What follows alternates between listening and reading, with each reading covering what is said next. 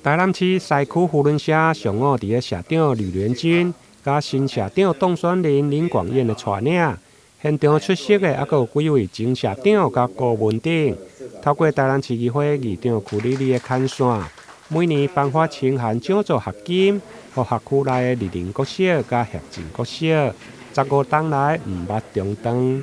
戏剧扶轮社发放奖助学金，来鼓励学童能克服逆境向上提升的这项善举。我觉得去年也有这个时间也有来，那从2009到现在已经15年了这些年来教会无数的学童，那也为社会带来一股正能量。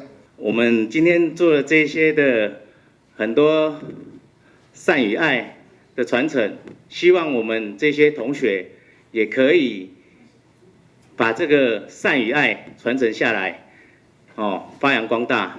那现在快要过年了，祝各位新年快乐、平安、顺利，谢谢。现场出席的除了西区扶轮社，另外还有二林国小的校长、甲协进国小的主任等。李教育局副局长吴国民嘛代表市长前来致意，并且颁发感谢状。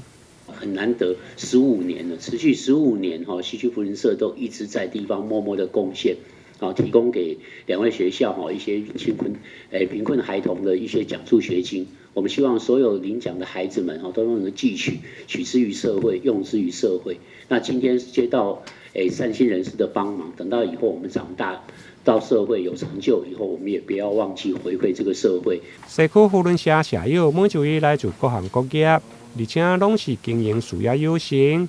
对2009年颁发清寒奖助学金，收费的学童不计基数。